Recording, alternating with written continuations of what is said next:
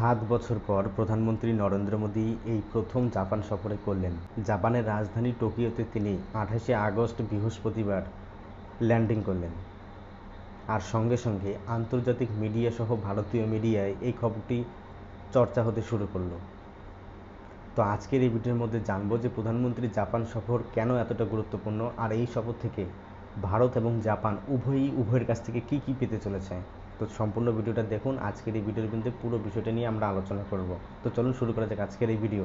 আজ থেকে প্রায় 7 বছর পূর্বে ভারতের প্রধানমন্ত্রী নরেন্দ্র মোদী জাপান সফরে গিয়েছিলেন।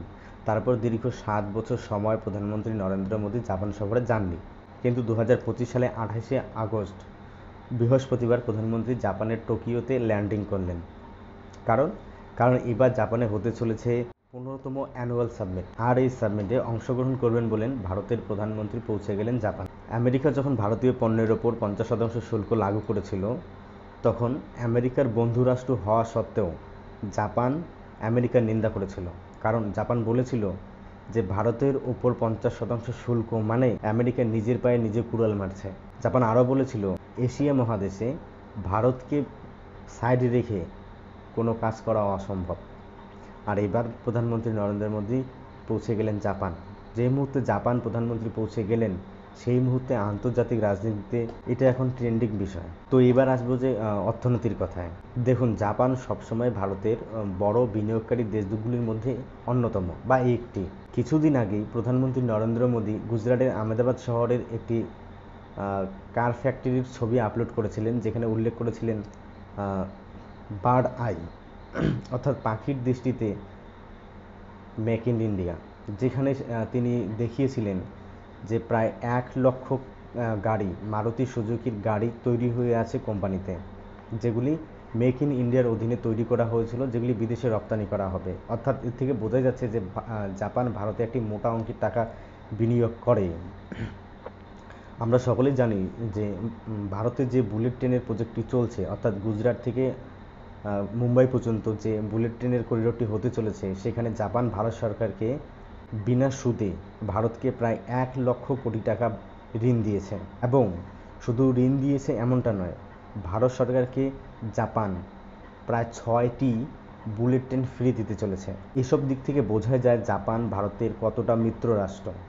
শোনা যাচ্ছে যে এবারও জাপান ভারত সরকারকে বা ভারতবর্ষে প্রায় 68 মিলিয়ন মার্কিন ডলার বিনিয়োগ করতে চলেছে, যার মধ্যে রয়েছে অবকাঠামো, যেমন রাস্তা, রেল এবং বন্দর নির্মাণ, রয়েছে গ্রিন এনার্জি যেমন সোলার বা উইন্ড এনার্জি, রয়েছে ম্যানুফ্যাকচারিং এবং প্রযুক্তিগত যে সমস্ত ইন্ডাস্ট্রিগুলো রয়েছে সেগুলিতে, রয়েছে ম্যানুফ্যাকচারিং যে সমস্ত বিষয়গুলি রয়েছে সেগুলিতে প্রায় 68 বিলিয়ন মার্কিন ডলার ব্যয় করতে চলেছে।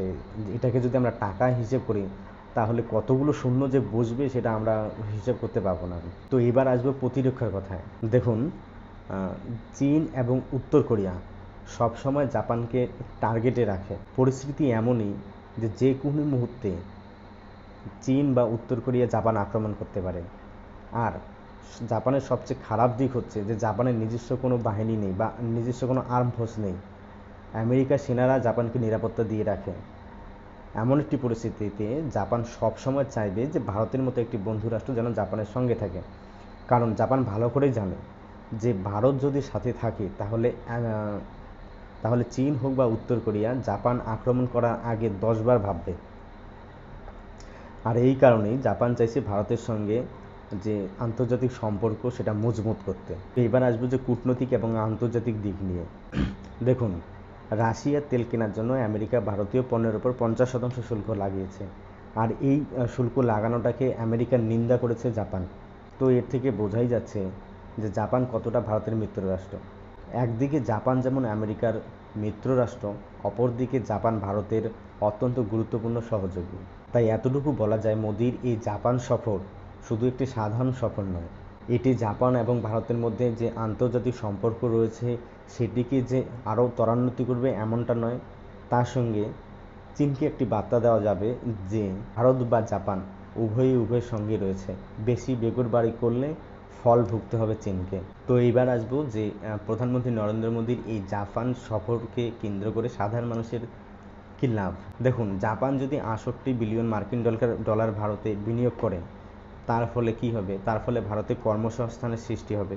জাপানের প্রযুক্তি মানে আরও উন্নত মানের মোবাইল, আরও উন্নত মানের গাড়ি, আরও উন্নত মানের ইলেকট্রনিক্স যন্ত্র।